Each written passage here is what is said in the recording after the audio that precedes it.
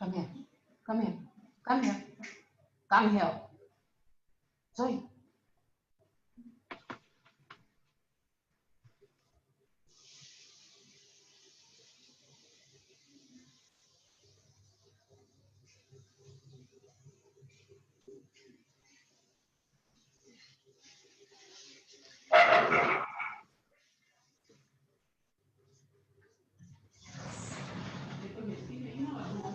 Arvinder, there are people in the waiting room.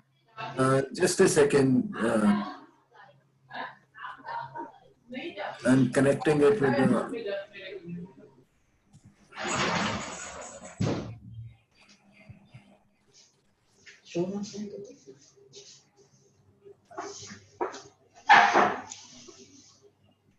Sit down. Sit. Sit.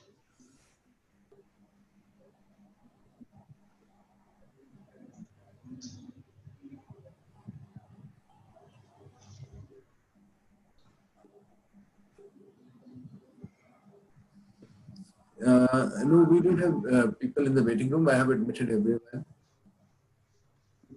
Gotcha.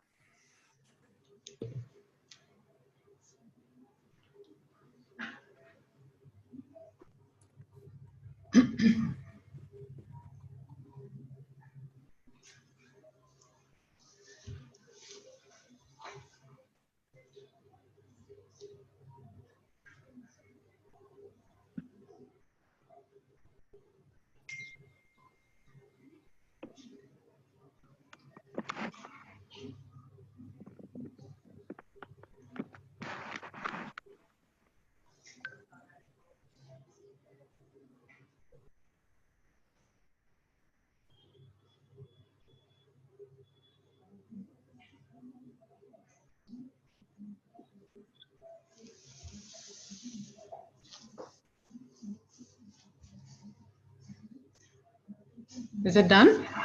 Yeah, it's preparing for the live streaming. Just taking a second.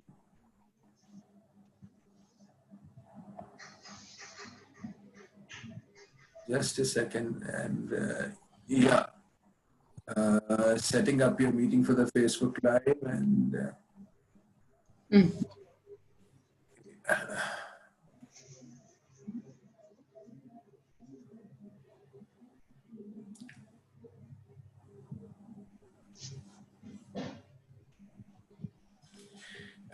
yeah, Preeti ji, we are live on the Facebook and we are on the recording. And Munish, I am making you host. Thank you. Sat Shri Akal, good evening, Adab. This is our 5th session in August, and as part of our ongoing sessions under this theme in August called Azadi Ki Chhaon Mein, what we are going to talk about today is interrogating Punjabi identity. And we have Professor Pritam Singh, well-known scholar, academic, author of many books, and he's going to talk to us on this, about this fascinating subject and actually try and show us how we have many, many multiple identities, but we are talking also about interrogating this overriding Punjabi identity today. Identity, of course, is a fraught term, especially these days. When we are all expected to wear it, something like a badge. One must belong, and one must count oneself either as a nationalist or an anti-national, or a Hindu, or a Sikh, or a Muslim, a woman, heterosexual, etc., etc. Each life that we inhabit, and we inhabit so many lives at one time, everything changes us and it impacts us. Each experience impacts us, and each year and every single experience that we have, and all these many lives that we seem to be leading in every year, all of this changes us. And I've often wondered whether this is something that I inherited, or is it something like a work in progress, which I am creating. And each border that we cross, each boundary we approach makes us either an insider or an outsider. It affects our personalities and it affects how we look at ourselves. We keep changing, we keep growing, we keep mutating. Punjabi identity, what forms this? Do we feel this sense of being Punjabi more when we are in Punjab or also outside of it? And I say this because when I used to do a lot of work in the Northeast, I always heard from people from those states that when they are in Assam or in Meghalaya or in Manipur, they know that they are Manipuri, but they never think of themselves as being, Northeastern.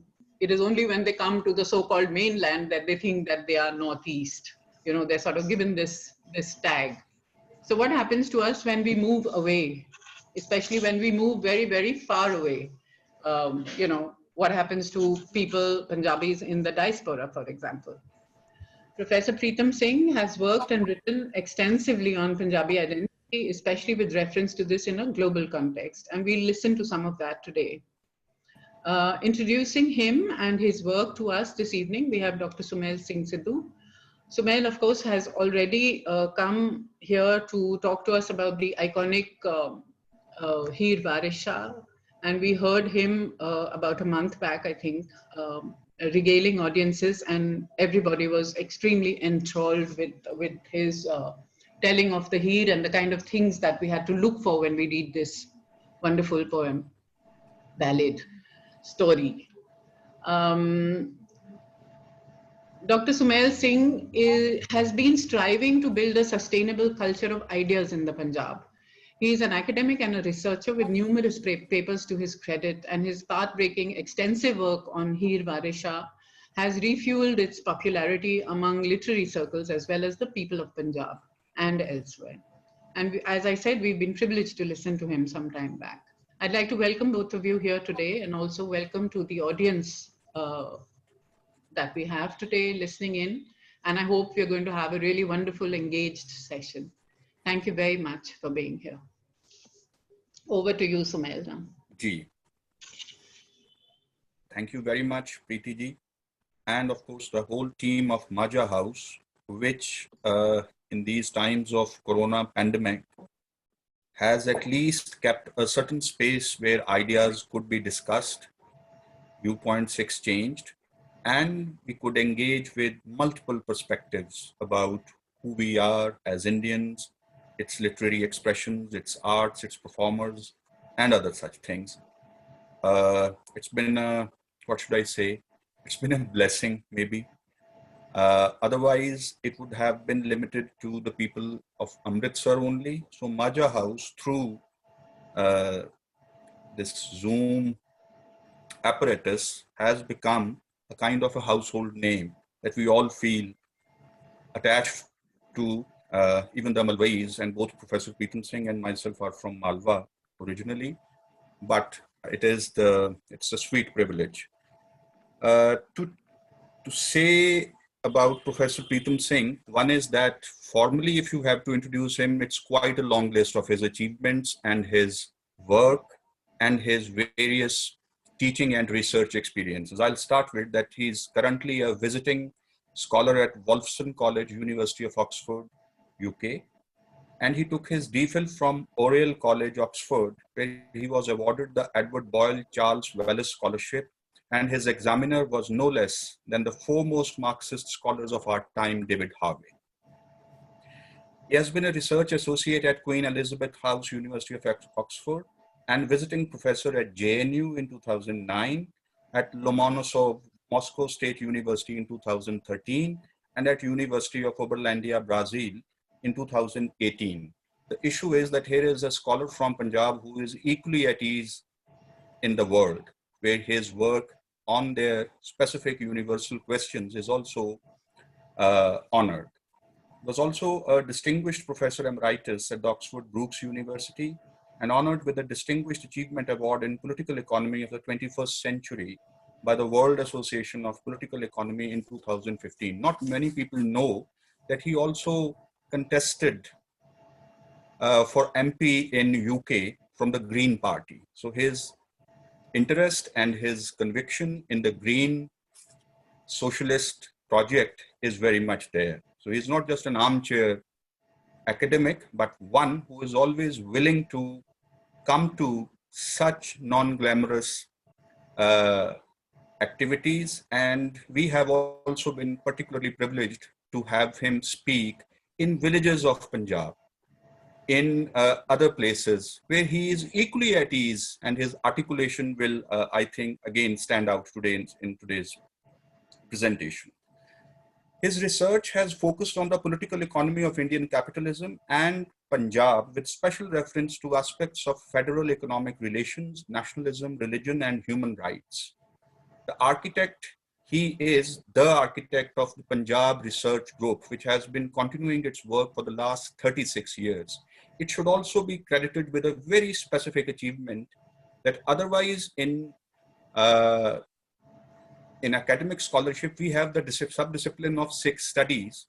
He was instrumental in also kind of bringing forward the whole subdiscipline of Punjab studies to study this whole formation. And his very influential hosting of a seminar, which later on resulted into a book published by the Oxford University Press called The Punjabi Identity in a Global Context, along with his work on federalism, nationalism and development, India and the Punjab economy, and in 2010, economy, culture and human rights, turbulence in Punjab, India and beyond. So while we have him, and of course his take on the long history of this region and its people and the various contradictory pulls and pressures that it has been subjected to, and how those have molded our idea of being a Punjabi, I would also like to say that when we talk about Punjab, is it particularly a geography that we are talking about, a particular society, or an idea which might not be in accordance with our contemporary geography or social mores? What is it actually? How does it interact through these layers? And then, even if we talk about Punjab as a geographical space for our convenience, Punjab are we giving a kind of, are we referring to the pre-1947 Punjab? Are we referring to a Punjab of the 1947 and 1968, 1966 era? Or are we particularly talking about this post-1966 Punjab, which we now, which is a Sikh majority Punjab, and it is also trying to construct a certain narrative in which Sikhs are in the ascendant and the other communities are, in that sense, relatively unrepresented. How it has affected our looking at even our academic query into this whole idea of Punjab, how this geography also plays with it, and how do we actually negotiate with these multiple polarities. And then, of course, Punjabi identity has yielded a lot many books recently. And even this is a question which is still alive in the public, who say that saying Balle Balle is also a form of Punjabi identity. Having Makki di roti and sarson da saag is again, one qualifies for being a Punjabi. So from all these everyday expressions and articulations of being a Punjabi, it goes all the way. The range extends to the abstractions of the Japji Sahib by Guru Nanak, one of the crowning achievements of Punjabi world of ideas. So in that sense, how we have continued to negotiate between these polarities throughout history, how have these communities and languages and regions have played out. And the other thing is that if Punjab is such a contested space, the idea of identity is no less.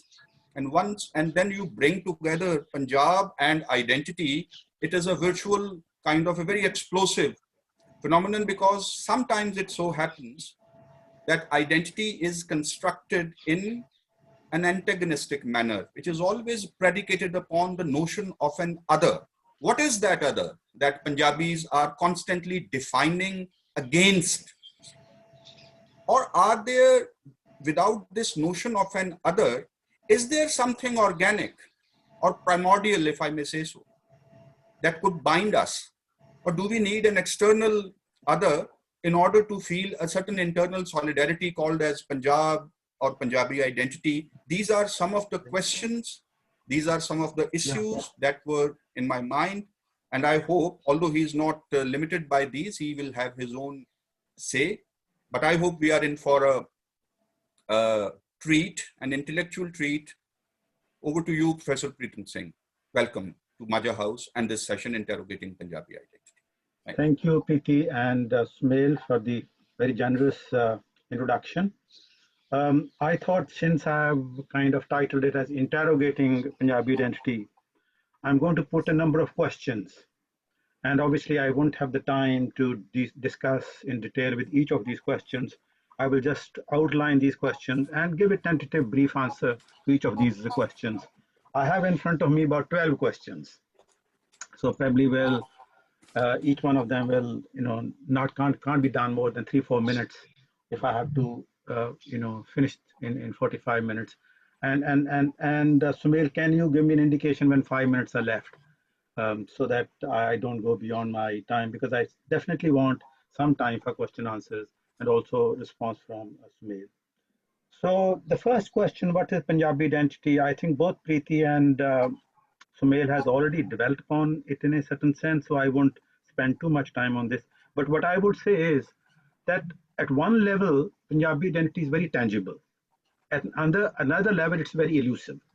And we can also say that there's something very central to Punjabi identity, which is very tangible, which is Punjabi language. That people who call themselves Punjabi, in some way or the other, in different degrees, they are associated with the language and all the things which follow from this language. It's music, it's dances, it's songs, it's rituals, and all those things. But it's also very elusive. That what does it mean to have a Punjabi identity? Like Sumal has already hinted at this. So what I'm trying to do is to kind of negotiate between these two positions, but probably try to concretize more what is not elusive and which is something more tangible. So the second question I would raise is, who are those who constitute this Punjabi identity? And here I am, for the moment, referring to a geographical dimension, which is a very important dimension, but not the only dimension. One is obviously Punjabis in Indian Punjab. Secondly, Punjabis who are in Pakistan Punjab, who in fact numerically are the biggest component of people whom we can call Punjabis. Third, Punjabis who are in India, but outside Punjab. Fourth, Punjabis in Pakistan, but outside the Pakistan Punjab, which I would call internal diaspora. The internal diaspora Punjabis living in Bombay, Preeti mentioned about Assam, and living in Karachi or Sindh, and so on and so forth. And finally, the fifth, Punjabi living outside India and Punjab, which I call the global diaspora. So there are kind of 5 components, geographically we can speak, who constitute this Punjabi identity. The next question I would pose is, the third one, is what are the fault lines in Punjabi identity? And here I have to very briefly, because given the time, we can't go into history, that the fault lines in Punjabi identity, how they developed. And I think the period after the dissolution of the Punjabi kingdom of Ranjit Singh, 1849, is very important. That after the fall of the Punjabi Empire, it looked like that Punjabi society was absolutely traumatized, that didn't know what to do. They responded in a different way to 1857, which was not in consonance with the rest of India. I have written a paper on this where I question both the portrayals of 1857, the Sikhs and Punjabis betrayal, and the others who say that no, they did participate. And I'll be happy to share that paper where I contest this. And I say that it's a question of contestation of different nationalism. But if you look at the 19th century, 1860s to 1900. Punjab was an utter turmoil, not only turmoil in terms of movements, in terms of ideas. You know, there's a Namdhari movement, there is a Nirankari movement, there is a Brahmo Samaj, there is Arya Samaj, Christianity is coming in the first way. There was absolute turbulence. And Singh Sabha movement, Islamic movements, they were clashing as if they have been totally disturbed. They did not know where they were. And in one sense, it is the most interesting period in Punjabi history. That Punjab was in so much turbulence. It's turbulence in ideas, conceptions, future, what they want to do, where they want to situate themselves, how they relate to other people in South Asia, which is modern South Asia. It was the United India at that time, and so on and so forth. But from the viewpoint of Punjabi identity, kind of two things were very important. One, the economic policies which the British pursued in Punjab, which was the most important of them was canal colonies.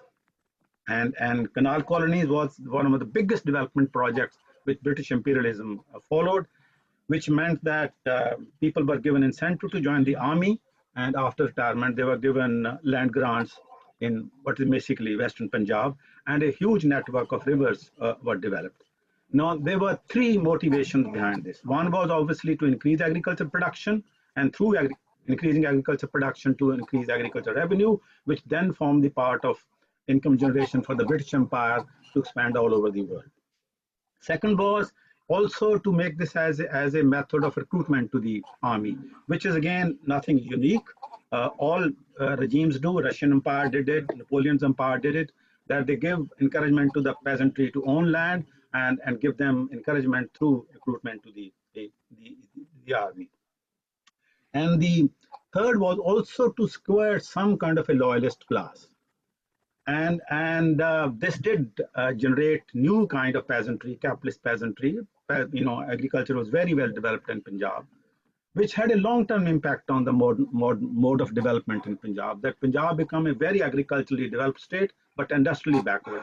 And this we understand if you compare that with Maharashtra, Calcutta, and say Bengal, which had ports and where the industries started. There's a kind of regional differentiation which started right in the 19th century.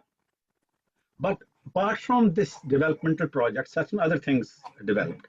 That the modernization of agriculture also required that the peasantry had to take up loans in order to both fund their productive investments, you know, irrigation equipment and all the technologies, but also their consumption requirements. And that eventually led to indebtedness to the peasantry. Darling's work is very well known. The Punjab peasantry was hugely indebted. And he tried to capture this contradiction by saying that debt in prosperity. That Punjab peasantry is indebtedness, not because it's poor, because it's prosperous. But this indebtedness then had these consequences that the money lenders who were lending the money, they were becoming richer day by day. And they were actually trying to acquire the land of the peasants. Now, this created another turmoil that large number of the peasants came from Muslims and the Sikh community, though from the part of Punjab, which is now Haryana, it was also the Hindu peasantry. But Sikhs and Muslims were a very large number. And the British rulers were very scared that if the tension and the unrest which Punjabi countryside is witnessing because of this, that the non-agricultural castes are acquiring the land of the agricultural castes, spreads to the army, that will destabilize the British Empire. So that led to the Land Alienation Act. Land Alienation Act is the one major component which led to fault lines in Punjabi identity. Because majority of the peasants were Sikhs and Muslims, and of course in the Haryana part they were Hindus, but overwhelming majority of the money lenders were Punjabi Hindus. There were some Sikh Khatris also, but obviously.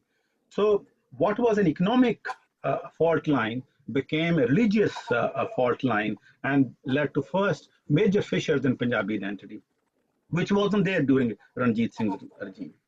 Second was the onslaught of Christianity. When Christianity came, all the three major communities of Punjab were threatened by this: Muslims, Sikhs, and Hindus. And at one level, one could have thought that that should have led to Punjabi unity. All of them should have been united against this kind of cultural imperialism. But they probably did. But in the process, they also defined boundaries between themselves. They clashed against each other. Sikh identity became more distinctive. There was a book called The Sikhs Are Hindus, Sikhs Hindu Hain, and opposed to that, the famous tract of Khan Singh Nabha, Hum Hindu Nahi Hain, Sikhs are not Hindus. So economic and cultural forces interacted during this turbulent period to create this fault line in Punjabi identity. Now, it's interesting that has this fault line carried on? Has it changed? Has it become weaker? Now, over a period of time, this fault line was very important in defeating the struggle, or not defeating, weakening the struggle for a Punjabi-speaking state.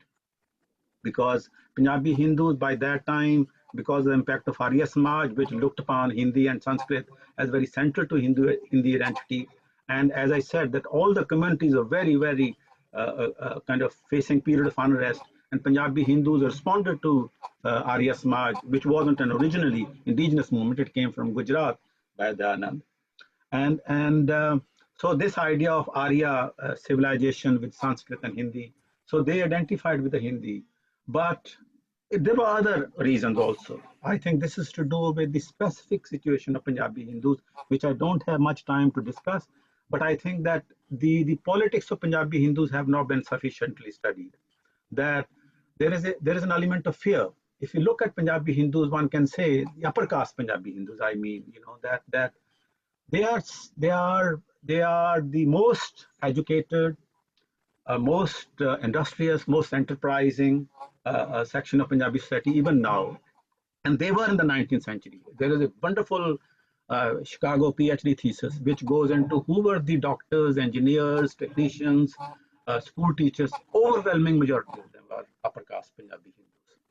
So their alignment with the Hindi did weaken the struggle for Punjabi speaking state. But it's very interesting that once the Punjabi speaking state came into being in 1966, things have changed. Okay. So what I want to emphasize is that when we talk about fault lines are not permanent. Okay, they mutate, they change, they even get weakened. The 2011 census shows 90% of the people in Punjab identified Punjabi as their mother tongue. Okay, this is very important. And obviously, it's not obviously Sikhs. Sikhs are only about 58, 59%. And only 9% people have said that their mother tongue is Hindi or they're Hindi speakers. That's how the census make the record. And out of this 9%, we don't know how many of them are migrants from UP and Bihar, because the total number according to the 2011 census is 25 lakhs.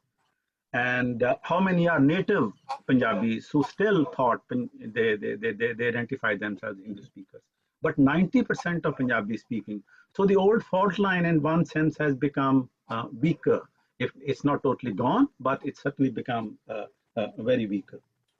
There are other fault lines, which I won't have much time to discuss, but need to mention. There's a gender fault line in Punjabi identity, the masculinity, Punjabi identity being equated with manliness and bravery and, surme and all that kind of stuff. But at the same time, there have been very strong female voices. Sumal has been doing wonderful work on Here, the archetypal Punjabi heroine who broke many gender barriers. And increasingly, there are female voices which are emerging in Punjabi society. But obviously, this requires much more greater discussion. Similarly, caste. That it is true that the so-called upper caste, I like to say so-called, because obviously if one says just upper caste, which means one accepts the legitimacy of calling them upper. I don't accept, and I'm sure you all agree, we don't accept that anyone is upper or lower, but we call so-called upper caste. It has been a dominant upper caste, so-called upper caste have been dominant in Punjabi identity. But it's very interesting that the Dalits are the most active proponents and committed to Punjabi identity. Okay, and this I experienced in two ways. One, I did a brief survey in Punjab sometime back on Punjabi newspaper reading, and Punjabi Dalits were the major components of Punjabi newspaper readership. And I had a personal experience of Oxford, which gave me a very insight that here in England, students can take Punjabi as a subject at A level. And there was a Punjabi teacher who told me that there are 22 students in Oxford who are studying Punjabi as an A level subject. And it's very interesting, she said, out of the 22, only one was a Sikh, one was a Hindu, other 20 were Dalit Christians. Because in Oxford, after Bedford, which has the largest concentration of Punjabi Christians, Oxford is the second home of Punjabi Christians. And I kind of interacted with them that, you know, how does one explain? And one of them told me, he was a bus driver, became very friendly with me. He said, people like you know, who come from middle class background, they come abroad. If they don't speak Punjabi, it doesn't matter to them because they can communicate with their children in Punjabi and in English. And Punjabi is not absolutely essential. But for us, if our children do not learn Punjabi, we will not have any dialogue because we can't really communicate very well in English. So Punjabi is absolutely essential. So though there has been this caste dominance of the upper caste, but I think that this is another dimension of the Dalit, and both the Christians and the non-Christian and Dalit have been very, very important components. I'm reading Balbir Madhupuri's book, Shangaruk. It's a wonderful book, and I would recommend to everyone to read that, and how the Punjabi comes through this in the lived experience in the rural societies. So as I said, that I'm just posing these questions. I don't have the time to fully elaborate them. So the fifth question we can say is that why do we study and support Punjabi identity? Well, what is so important? Why should we bother about Punjabi identity? There are two reasons, I would say. One, now it is being recognized even by India's education policy, which I, like many of you, dislike the present government dispensation in India.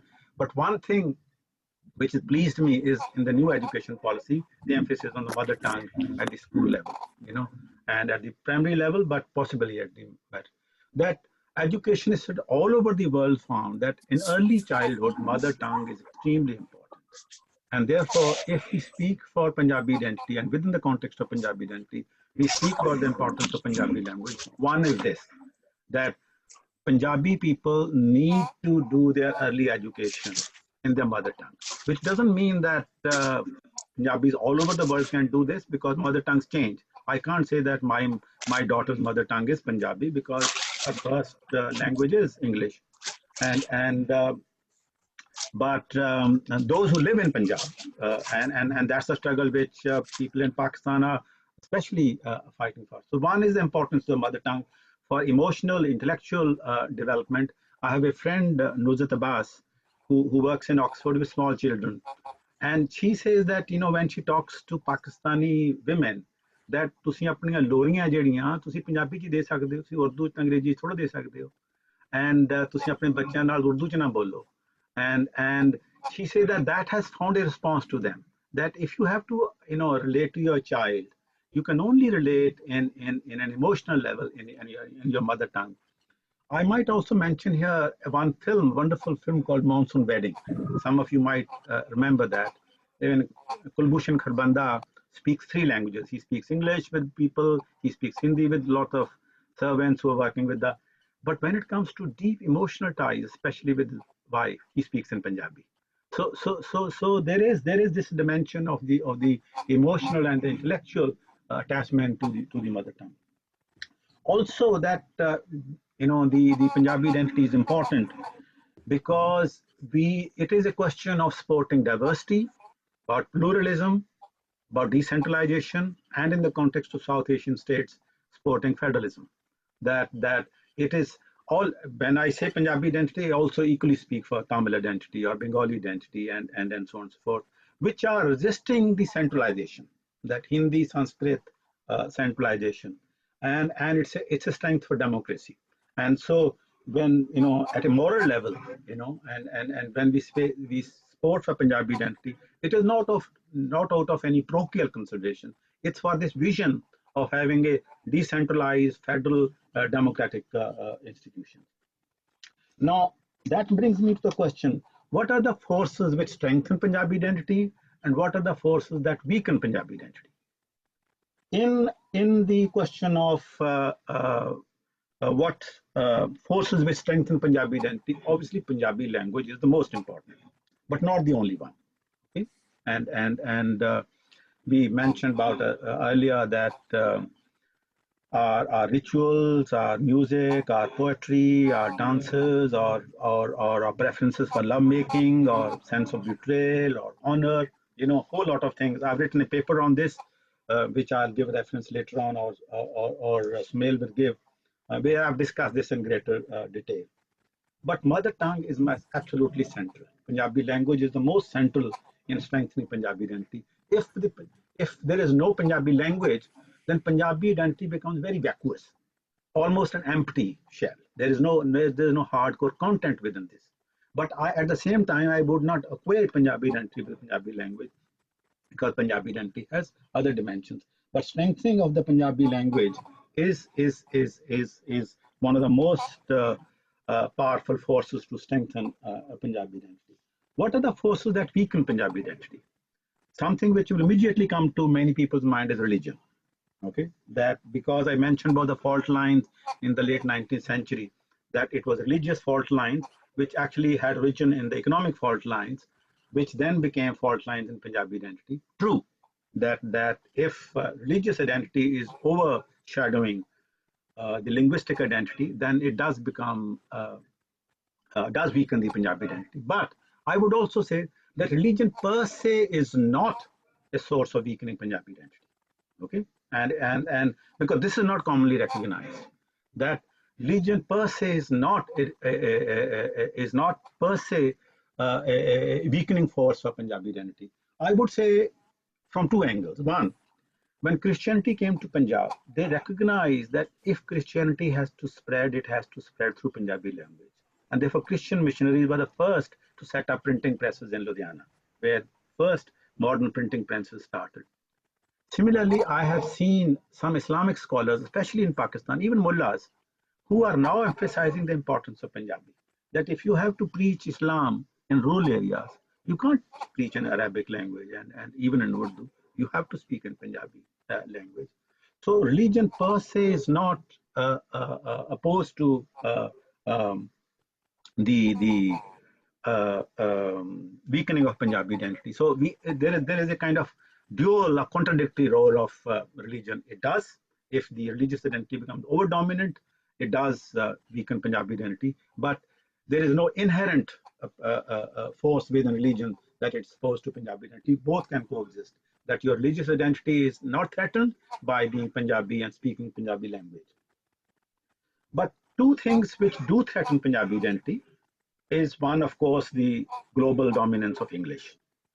And secondly, within India, the status of Hindi. I have again written on this stuff that it is the Hindi elite in the constitution making which was able to impose Hindi as an official language. Normally people say Hindi is a national language, which is a misnomer. Hindi is not a national language.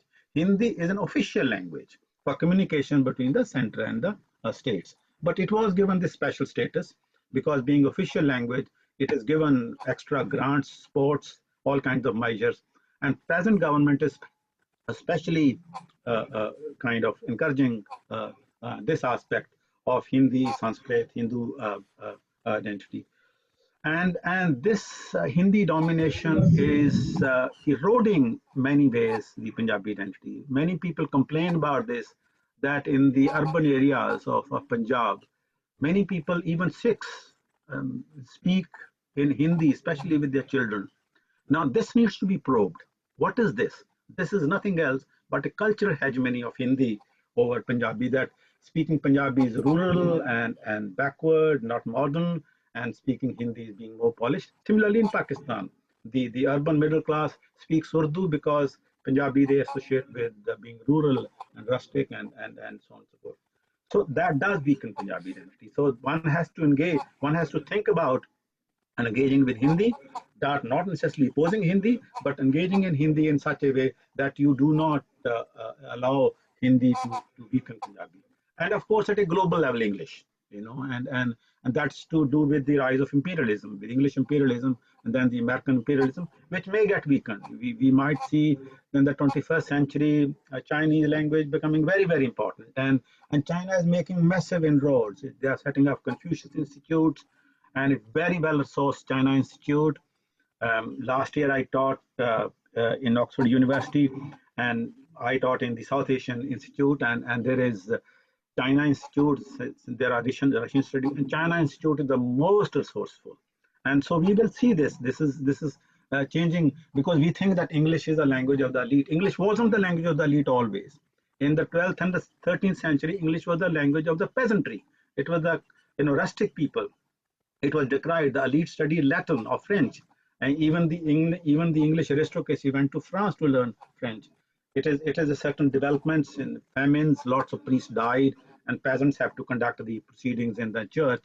So English acquired, and of course later on with the rise of English imperialism, economic force gave that strength to Punjabi identity. But that certainly is a big challenge for Punjabi identity: how to engage with Hindi and how to engage with English hegemony. Now, I also want to say something about certain misconceptions of Punjabi identity. One misconception is that it probably is a threat to Indian nationhood. That if you encourage Punjabi nationalism or Punjabi identity, then are you trying to undermine India's unity in some way or the other? Similarly, in Pakistan, if you encourage Punjabi identity, are you trying to undermine the Pakistani nation state? Especially in Pakistan. In Pakistan, the ruling elites look upon Punjabi identity as a threat to their power, despite the fact that the elite is Punjabi. And it's a very peculiar paradox in Punjab, in Pakistan, Punjab, that the elite, the army, the bureaucracy, the civil servants, even the education intelligentsia, they predominantly come from Punjab.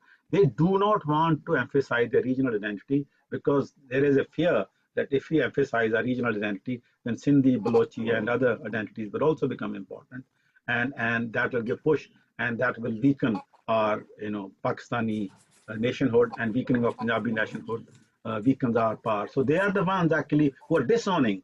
So they are holding on to power by disowning their Punjabi heritage. And of course, there is a movement against that also. And certainly in the case of India, Punjabi identity is not a threat to Indian nationalism. In the same way, Tamil nationalism or Bengali nationalism is not a threat to Indian nationhood, but it is asking for a certain new conception of Indian nationhood, certain new conception of India. The idea of India is not something which is one language, one country, and so on and so forth. That you have to accept a new idea of India. Some people also think that Punjabi nationalism is a way of subverting Sikh nationalism.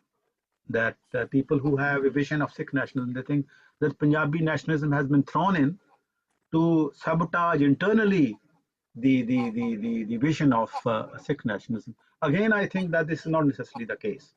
To me, Sikh identity does not get threatened by the rise of Punjabi identity. That if Sikhism has to prosper, it cannot prosper without the prospering of Punjabi language. And so there is a misconception of this being seen, though it is possible that some people who might be proposing Punjabi nationalism might be seeing this as one way of trying to weaken the Sikh national exclusive identity. But I don't see that there is this contradiction in the, there is a tension, of course, but it's not a contradiction which is kind of such a contradiction that it is annihilating the other identity, that there is a coexistence between them. There is also some kind of, though it hasn't been articulated, some left-wing scholars think that this emphasis on Punjabi identity or any other identity which is not class identity is also going away from the Marxist discourse, which again I think is a misplaced one.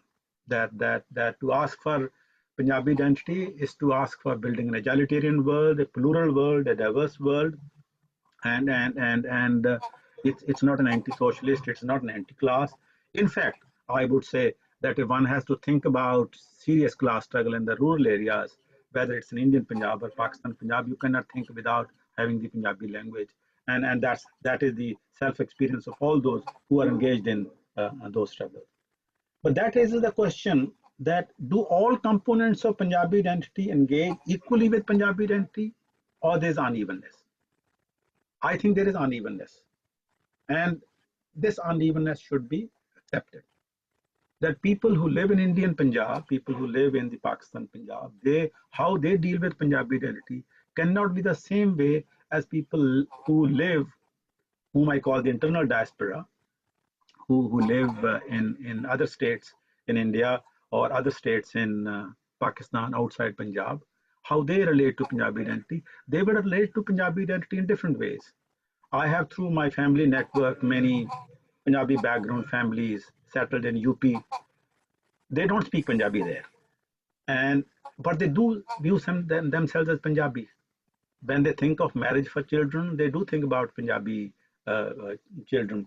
Their marriage rituals are in Punjabi, and Punjabi comes alive. And that is the case with the Punjabi scattered in many parts of the world. In fact, when they go out of Punjab, they may not speak Punjabi, but they search for that.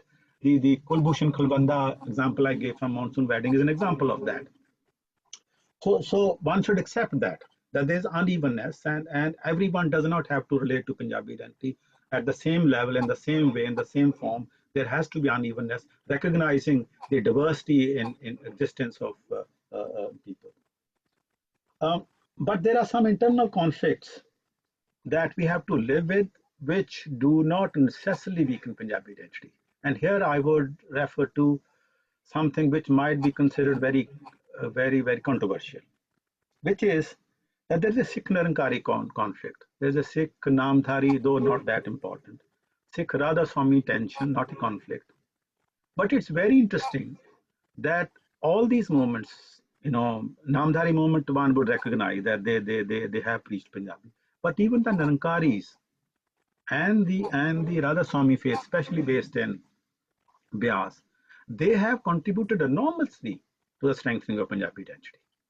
And people in Tamil Nadu, they're followers of the Nirankari Guru, okay, but they accept him in his form, which is a turban and a beard, which is one of the Punjabi Sikh forms of Punjabi identity. I would not say that there is no conflict. There is a doctrinal, theological differences between Nirankaris, or one Nirankari Mandal section of the Nirankaris and the Sikhs. But one should also recognize that despite this conflict, they are not weakening the Punjabi identity. They also contribute to the strengthening of Punjabi identity and Punjabi looks and Punjabi appearances. But I will only leave it at this stage, not elaborate on this. But the point which I want to make is that sometimes the conflicts one has to live with the conflicts. The conflicts cannot be resolved, but one can live with those conflicts rather than seeing conflicts as mutually annihilating each other. And that leads me to the question of migration. That what has migration done? And when I speak about migration, I would refer to two kinds of migration. One is a migration from different parts of India to Punjab, and similarly different parts of Pakistan to Pakistan Punjab. And how do they relate to Punjabi identity? And 2011 census, I don't have the statistics for Pakistan Punjab, but the Indian Punjab 2011 census show there are 25 lakh migrants who have come from Bihar, UP, and the non-Punjabi states who settled in Punjab. Now, many of them are becoming Punjabi. And one of the implications of that is that there's a new genre of Punjabi literature which is coming up. That who came here, whose parents came here or grandparents came here, they were born here, they went to government schools, which are Punjabi medium schools. Punjabi is their main language. And they are actually writing poems and short stories. And this is one aspect of Punjabi literature which is still in the making. But it's potentially going to be bringing new insights into Punjabi language. So I would think that migration is creating a new sense of component of Punjabi identity, people who are migrants of non-Punjabi origin, but become integrated. And I would not say only migrant labor. There are professionals. And the very interesting example is of Professor Rao, who is a college lecturer in a college in Chandigarh. He's an amazing character. He's from Karnataka, but he's one of the strongest proponents of Punjabi language, and in fact criticizes Punjabi people for not understanding the importance of the mother tongue. He goes into villages, on his own expenses. He doesn't depend upon external financing sources. Very, very committed, but committed on the basis of this, the mother tongue is important. Similarly, doctors who come to Chandigarh and PGI, professors who taught in Punjabi University. I have examples of people who are Maharashtrian but became Punjabis over a period of time. So there is this process of migration. Last 5 minutes. Yeah. Okay. The other is, of course, the Punjabi migration. Punjabis migrating abroad, and here one need to make a distinction between two kinds of migration. One is a migration to the non-Western world, and one is a migration to the Western world. People who migrated to the non-Western world, to Kenya, to Uganda, to Malaysia, to Thailand, they were very proud of their Punjabi identity. They did not, in fact, they felt superior. There might be racial element in this, but also an economic dimension. One of the signs we see it in Britain, that people who come from Kenya, they wear a turban of a certain style, And they say that we were very proud of wearing this turban when we were in Kenya and Uganda, because that gave us a distinctive identity. We were proud, and we carry that pride when we come to England. And so people who migrate to the non-Western world, they did not feel hegemonized by the local culture. In fact, they felt kind of sense of superiority. Not that I want to eulogize that superiority, but their relationship with native culture was different. But those who come to the Western world, and especially to English-speaking world, because of the English dominance in a cultural sphere, it does tend to weaken Punjabi identity. And though not always the case, it waits through various stages. Second or third generation sometimes wants to go back into learning Punjabi. And there are various examples. There was one student doing a PhD on the left-wing movement in Punjab. She came to see me to discuss, and she's learning Punjabi. She comes from a Punjabi Brahmin background. And she gave her telephone number to her father, whom she's seeing. So father rang me up. He says, Professor Saab, my daughter, she wants to learn Punjabi. Why don't she want to learn Punjabi? Because he was finding it very odd that we never learned Punjabi. Why her daughter was born and brought up in England? I said, well, if she has to do research on this, she has to consult documents. Punjabi is very, very important. And then he says, but so there is a new generation of people, who are going back to Punjabi. So migration doesn't necessarily mean, but certainly there is a different kind of hegemony which English has acquired. And finally, I would say why I think Punjabi identity, especially Punjabi language, is important, is also from an ecological perspective. And Oriel mentioned my eco-socialist orientation, that I think that the biggest crisis humanity is facing, more than religion, more than terrorism, is the ecological crisis, more than the COVID crisis. That ecological crisis is genuinely very, very deep. That if we don't deal with this crisis within the next 10 to 11 years, there's actual threat to the Earth planet. Therefore, if we have to conduct discourses which communicate to people the threat of this, it can't be done in other languages. It has to be done through the Punjabi language. And I think even during dealing with COVID, which also has an ecological dimension, COVID-19, various governments have found that how local language is important if you have to reach to people. Therefore, Punjabi language is important. So I would conclude by saying that my kind of lecture has been more of a set of questions and indicating some answers, but obviously given the time we can't. So I'll be happy for Sumal to raise any questions, or from the audience, if we can deal with them as much as we can within the next 15-20 minutes if we have. Thank you very much.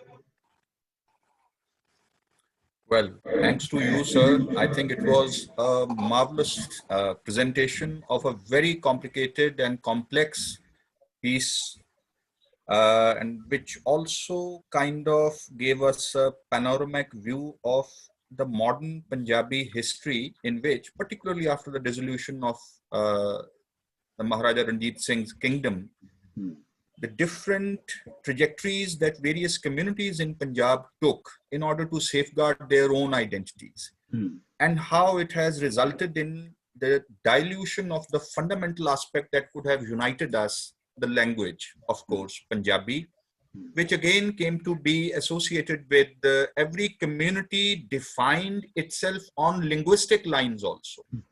Hindi for the Hindus, Urdu for the Muslims, and Punjabi for the Sikhs. And somehow this fault line has shown a tremendous tenacity to survive. It has not weakened. And I was actually, this is very intriguing that the latest census might indicate that 90% of people in Punjab have said that their mother tongue is Punjabi, when actually it doesn't matter now, because we know that, this is my own field work, that most of us, most of the young people cannot spell properly. You would be surprised, and teachers have been telling it in the postgraduate classes. People cannot write a single straight sentence in proper Punjabi.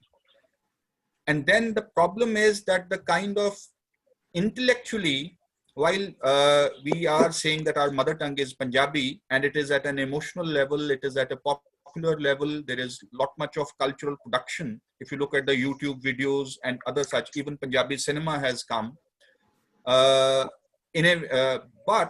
the intellectual or the idea quotient of this whole production leaves much to be desired. Where do we actually, in that sense, I mean, these are the questions which have, of course, which are offshoots from your own presentations. I mean, taking those forward, that there is no easy way to feel comfortable yet. This is one thing. The other is the question of, particularly, I think, which is very relevant to this Charda Punjab here, the question that you raised, and I think which some questions can be had on that from the audience, is the whole relationship between the Punjabi nationalism and the question of Sikh nationalism. This is perhaps the biggest question, biggest intellectual and political question that Punjabis have to face with, along with the question of language. And the third one that I'd just like to say is that we take it for granted that anyone who is born in Punjab is a Punjabi. This is one. Geographically, one is. But then there are various channels of, you see, saying that how do I qualify for being a Punjabi? And then there are, those are n number of, and those are all welcome. But then there is a problem there, maybe, that the urban areas of Punjab, right from the colonial times, were the ones who took Punjab only as a geographical expression and were much more comfortable with their own sectarian religious identities, rather than the common shared Punjabi identity. Rather, it were the villagers which were much more comfortable with their shared religious, cultural traditions. They were, I mean, I would qualify them as Punjabis, but the Punjabis of rural areas could not have a matching politics.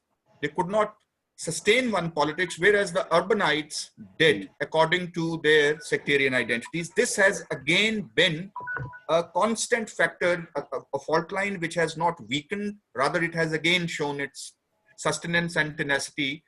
So in that sense, there are some questions which have continued to haunt us, lying unresolved, in which various other accretions are going on, and some others have just been now, you see, swept under the carpet. They are no more relevant, but they are there. They are still unresolved. In that sense, today's session, I suppose, has at least brought these questions which were otherwise dealt in isolation together, right from the political economy and the emphasis of British policies on various questions of Punjab, along with the cultural expression that it has brought forward. I'll end here. And I'll now ask the audience to ask some questions. There were so many people who were asking. I think Dr. Ravinder Kaur, we should start with her. Hello, can you hear me? Yeah. Yeah. Okay, thank you so much, Pritam ji. Thank you so much. This was very, very fascinating. And I think this is something I've been really wanting to ask someone, so I can ask you now, which is that the question of identity is not something always one does one on its own. Often it is a reaction to something else too. And I'm thinking of the decades of 80s and 90s, that for many people like me who are, I mean, I'm not from Punjab, I'm from Delhi. So like many of us actually encountered Punjabiness or Punjabi identity during 80s and 90s. And I'm not the only one. There are many people like me, which basically meant that there is a particular form of Punjabiness which took shape, which was reactive in many ways, and it was also shaped by violence.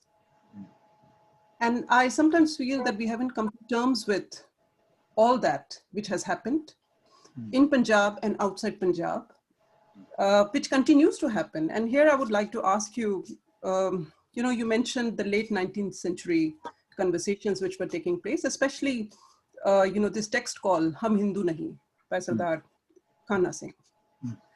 So, I mean, it is quite fascinating that once again, that there is some sort of outside, push which is taking place, where you continue seeing that how this identity of being, sick, which is subsumed within this larger Hindu identity.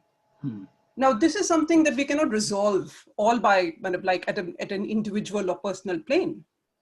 This is something I'm not sure how it is being even dealt with, because this too is shaping all that we are discussing, everything, all the fault lines that we were discussing. This is not, identity here is not just about language or just about food or what we do, but this is about shaping our political presence also, our political rights in so many ways.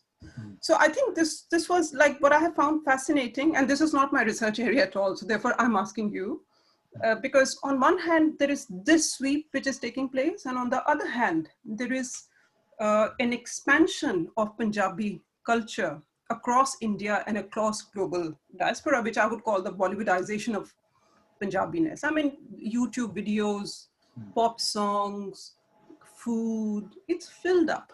But nevertheless, there is something strange about it. I have never come to grips with it. And therefore, I'm just asking you because I'm just very curious that what is really happening with what we deal with, Punjabi identity, which is why I'm logging on from a very, very distant part of the world. Yeah. You want me to respond to both your observations, to Ravinder and Sumal? Yes. Doctor, yes. If you could just hold back for a moment. I think Professor Harjinder Singh Gilgir wants to say something. Yes. Yeah, it might be a good idea. Yeah. I have 2 points. Madam was talking about Hum Hindu Nahi. That was in fact a reaction to the pamphlet published that Sikhs are Hindus. Yes. It was because of Arya Samaj wanted to separate their ideas in Punjab, their nation. Secondly, we have not discussed the issue that in Haryana and Punjab, vis-a-vis Haryana, Punjab, the issue of waters or demands of Punjab. Have you ever seen non-Sikhs in Punjab expressing their support for such Punjabi movements? Whereas all these benefits, if Punjab's economy is better, Punjab gets any economic benefit, financial benefit, then it will go to urban people, mostly urban people, and they are not Sikhs. Majority of them are businessmen or industrialists, they are not Sikhs. This issue is very important. There is one question by Hardik Kaushal in the chat, which is a relevant one. And he asks that the Sikhs of Afghanistan who speak Pashto and are Afghanis by birth, do they also qualify as Punjabis or as Afghanis? I think this again, so maybe you can take this batch of questions and briefly, and if we can have one or two more, then we'll see. So, okay, I'll start from the last one, which is a very interesting one. And I will answer this by sharing a personal experience. I was a visiting professor in Moscow, you mentioned earlier, in 2013, and a friend of mine who works on Punjab, she's a Russian, she told me about a Gurdwara. I didn't know that Moscow has a Gurdwara. And so she took me one Sunday to the Gurdwara. And the Gurdwara was mainly run by Afghan Sikhs because of the old link between Soviet Union and Afghanistan when communist government collapsed and lots of Afghani people were given shelter and asylum. And there were children playing around. The children were speaking three languages. They were speaking Russian, they were speaking Pashto, and they were speaking Punjabi. You know, and this is an interesting illustration of this, that despite the fact that they were never born in Punjab, they were born in Afghanistan, and some of them actually might have been born in Russia after their parents migrated, but still there was an element of Punjabi in there. So it is. So I think that it is true that as I mentioned, that each component of Punjabi identity do not have to engage with Punjabi identity in an equal and even fashion. There is an unevenness given the situation.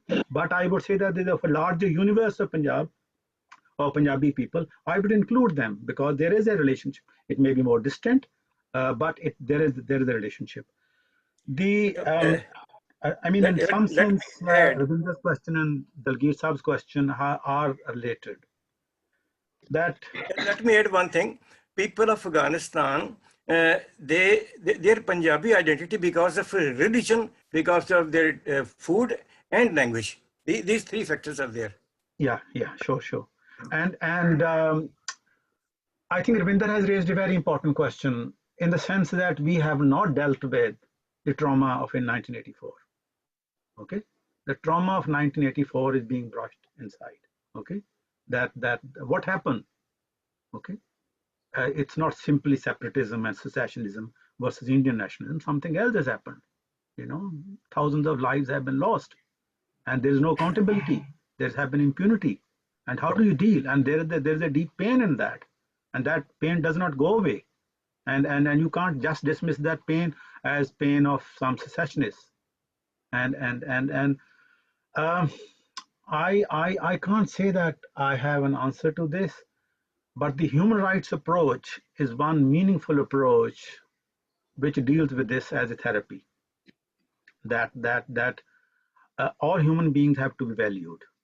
And I would also say this, that when we deal with that pain and agony, we also need to be critical of those groups and organizations in Punjab who inflicted pain on the Hindu minority in Punjab also. We also need to be very sensitive to that pain.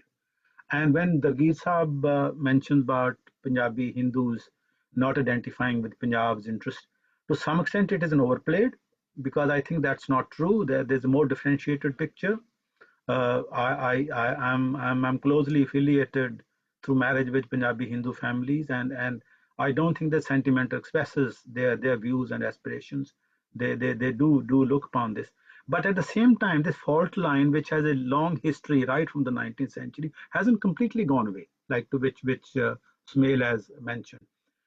Sumal's point about Punjabi not being taught properly and the proficiency of Punjabi not up to the level as we would expect, I would agree with this, that this globalization and liberalization, which has led to the dominance of English, that even in villages there are English medium schools, has kind of downgraded the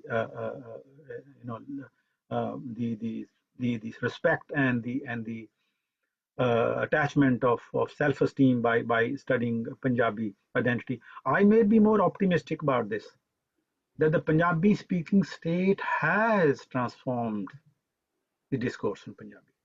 Okay, if you look at the proceedings of the Punjab cabinet with the officials, they have to be done in Punjabi.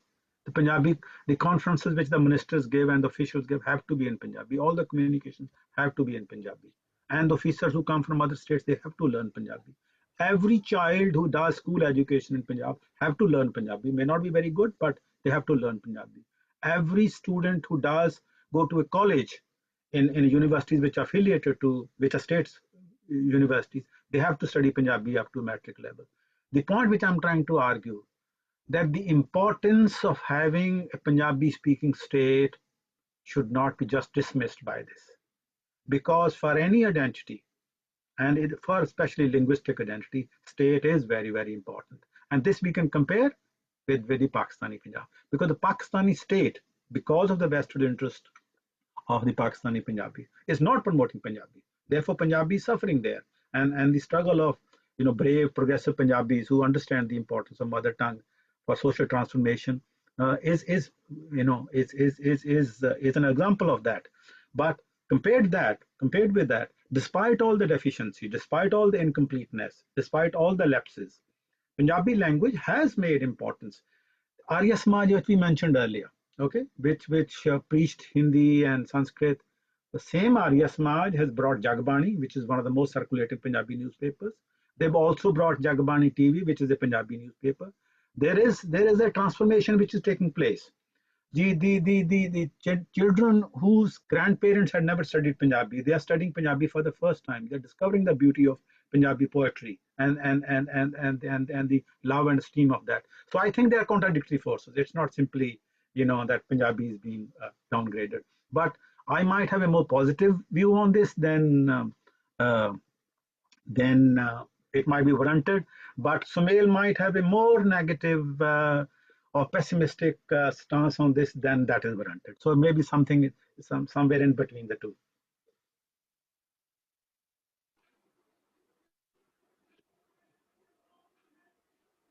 Yeah, I'm seeing Harvinder Singh ji. Harvinder Singh, ਤੁਸੀਂ ਕੁਝ ਕਹਿਣਾ ਚਾਹੋਗੇ?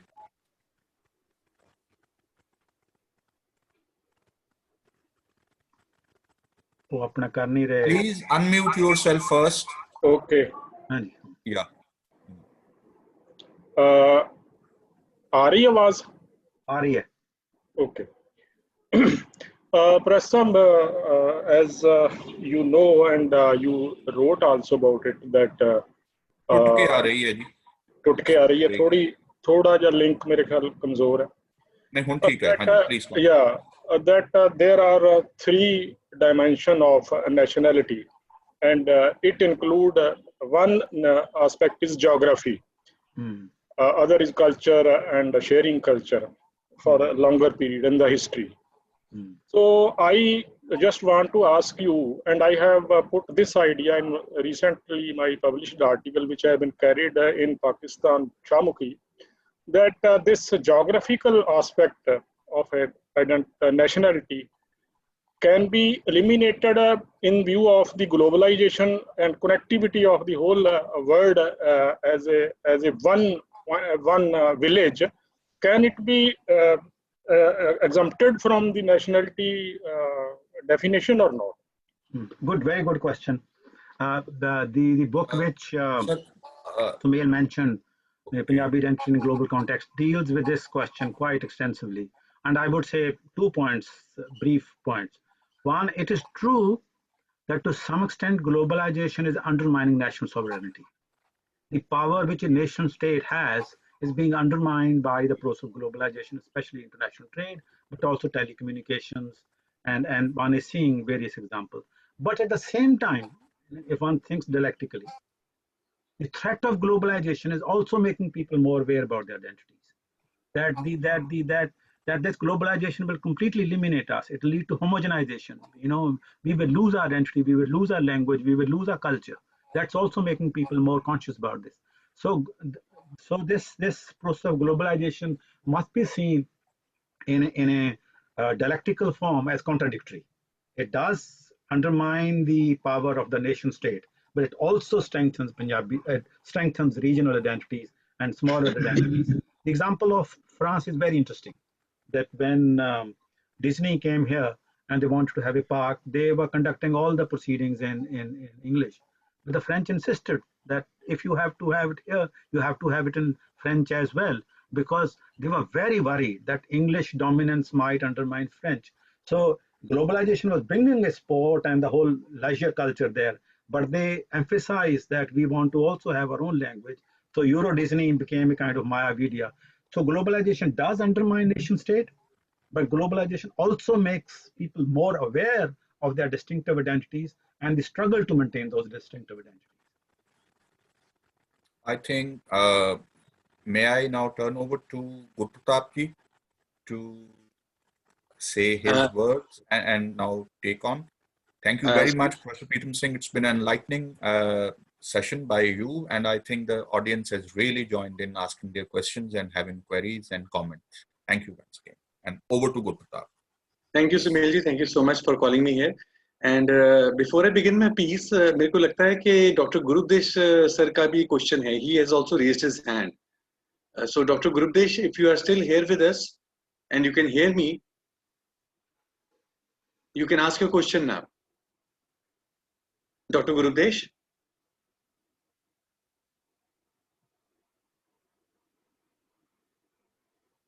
So या तो उनको मेरी आवाज नहीं आ रही या फिर उनका क्वेश्चन ऑलरेडी डिस्कस हो चुका है, because we have had quite a lot of questions now and comments also. Thank you so much, Professor Pritam ji. It was a wonderful talk on a very very complex subject. और हम जिसे अपनी पहचान कहते हैं, पंजाबियत कहते हैं, ये एक बहुत ही कॉम्प्लेक्स और कॉम्प्लिकेटेड एंटिटी है जिसको डिफाइन करना या समझना या इसके ऊपर डिस्कशन खत्म करना बहुत कॉम्प्लेक्स है, मुश्किल है. आपने काफी सारे एस्पेक्ट्स लेके इसको डिस्कस किया, जेंडर को लेके किया, इकोलॉजी को लेकर के, इकोनॉमी को लेकर किया, और सबसे ज्यादा एंगेजमेंट जो मैंने पाई, जो ऑडियंस की एंगेजमेंट थी, वो लैंग्वेज को लेकर. He is back. Okay, ji, Dr. Gurudesh, you are here now? Yes, I'm here now. Ji, you can ask your question. It's not a question, in fact.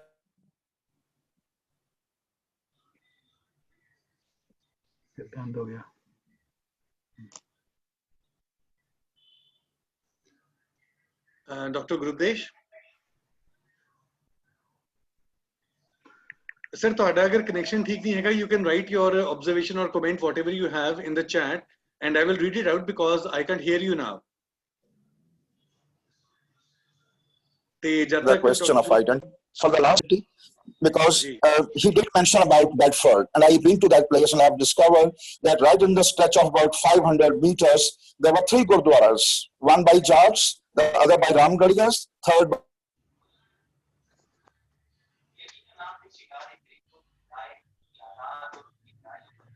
Sir, ਤੁਹਾਡਾ connection ਨਾ ਮੇਰੇ ਖਿਆਲ ਥੋੜਾ week ਹੈਗਾ ਤੇ ਤੁਹਾਡੀ ਆਵਾਜ਼ ਵਿੱਚ ਕੱਟ ਜਾਂਦੀ ਹੈ. I think it will be better ਅਗਰ ਤੁਸੀਂ ਆਪਣਾ ਕੁਐਸਚਨ ਚੈਟ 'ਚ ਪਾ ਦਿਓ, ਜਾਂ if you said ਕਿ it's not a question, it's an observation, ਤੇ ਚੈਟ 'ਚ ਲਿਖ ਦਿਓ ਤੇ ਮੈਂ ਪੜ੍ਹ ਦੇਣਾ ਜਾਂ ਪ੍ਰੋਫੈਸਰ ਸਾਹਿਬ ਆਪੇ ਪੜ੍ਹ ਲੈਣਗੇ. And in the meantime, I will have the question by Bani. Bani has also a question for us. Hi, can you hear me? Yeah, we can. We consider that. Should I wait? Or? I have no idea.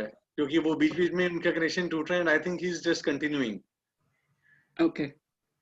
Okay, so I'll ask my question. First of all, thank you so very much, Dr. Pritam Singh. I think that was a really, really interesting talk that you gave. I really learned a lot. And I just had one question about where do you see the future of the Punjabi identity and Punjabiyat in today's political climate in India? We spoke about how globalization is threatening to national identities, but so is an extreme form of nationalism.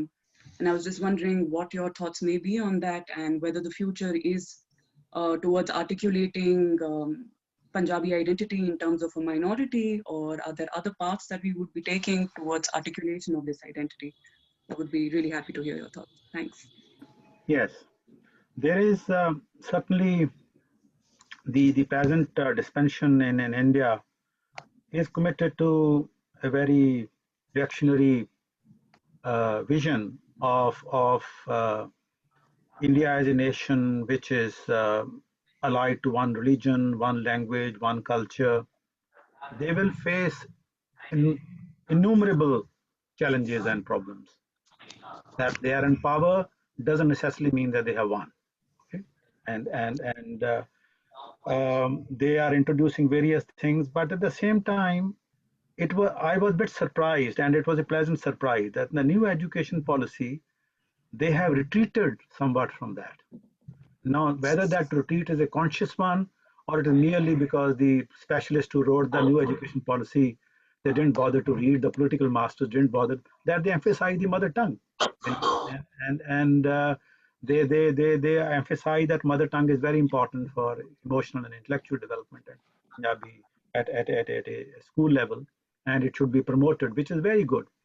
Now, it is true that there is this threat, but because your question is concerning India mainly, I would say that India is a very diverse place, and those diverse places have entities which are not minor identities. I mean, if you look at Tamil Nadu, if you look at Maharashtra, the population and the territory which they occupy, they constitute something, if they were to be an independent country, some of the biggest countries in the world. If UP were to be an independent country, it will be probably the 7th or 8th biggest country in the world. Punjab is considered as a small state, but it's not a small state. Okay, in terms of population, even now, Punjab is bigger than more than 50% of the nation states in the world. Okay, so I would not be unduly worried about this centralized state being able to eliminate this distinctive identity. But at the same time, I would say that identities have to be fought for, identities have to be struggled for, identities have to be made for. Similarly, Punjabi identity is not something which can come autonomously. One has to negotiate, one has to construct, one has to struggle for, and that struggle must continue. And that is a struggle for democracy, for pluralism, for diversity, and so what the future would be, what the final outcome would be, one can't say that. But the past experience shows that all authoritarian structures, they inflict massive damage while in power, but eventually they are defeated. Okay. Now one might say that it's a small consolation because the amount of damage which they have done after Hitler was defeated, but he killed 6 million Jews and led to so many other, having to migrate and suffer and so on and so forth, but it was defeated. But there's a broad lesson one can learn, that authoritarian regimes can inflict a lot of damage, but they eventually crumble through their own weight. And so I would remain optimistic about the future of Punjabi identity, but optimism based on the will to struggle and construct and fight for it.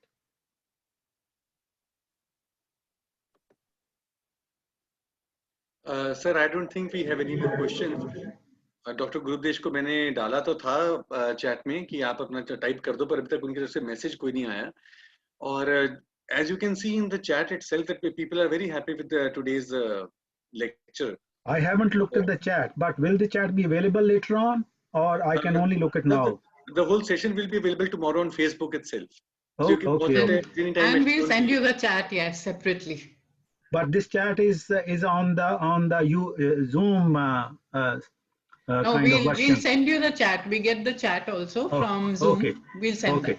Okay, that's great. That's great. I would love to read those things. Yes. Sir, ਤੁਸੀਂ ਗੱਲ ਕਰ ਰਹੇ ਸੀ ਪੰਜਾਬੀਅਤ ਦੇ ਬਾਰੇ, identity ਬਾਰੇ ਤੇ ਆਪਣੀ ਪਛਾਣ ਬਾਰੇ, ਤੇ ਮੈਨੂੰ ਇੱਥੇ 2-3 ਲਾਈਨਾਂ ਯਾਦ ਆ ਰਹੀਆਂ ਸੀਗੀਆਂ ਕਿ ਕਿੰਨਾ ਕੰਪਲੈਕਸ ਇਸ਼ੂ ਹੈਗਾ.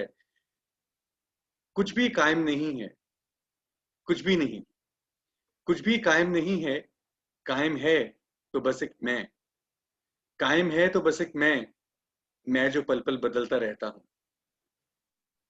So I think when we talk about our own identity, we are talking about something that is constantly undergoing change. Different factors from outside and from inside keep on playing a very formative role upon what we call our own identity.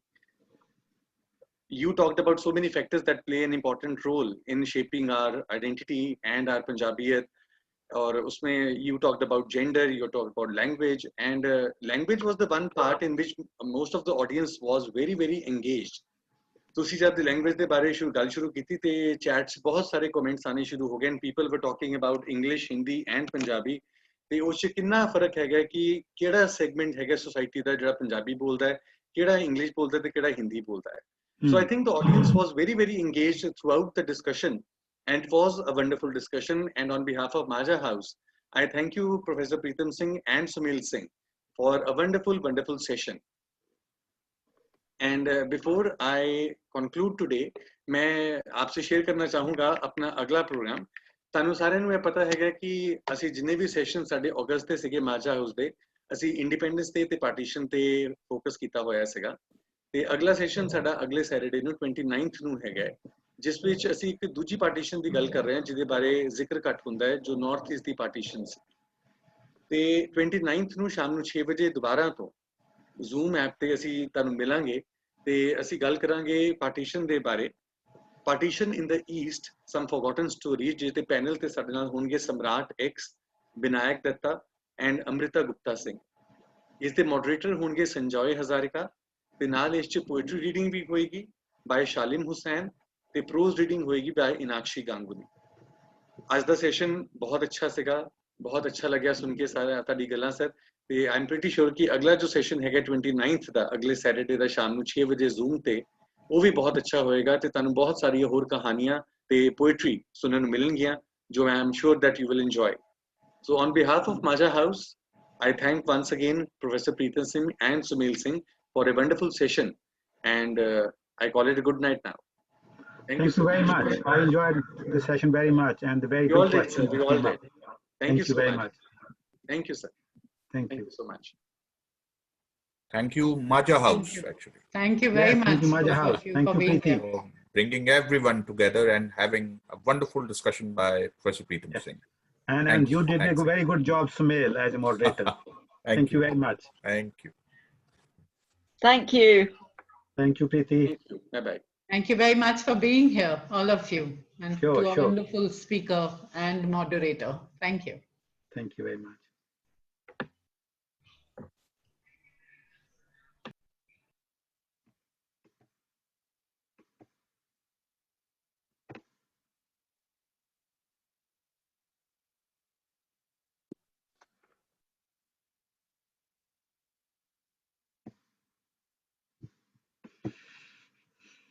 Thank you. Thank you.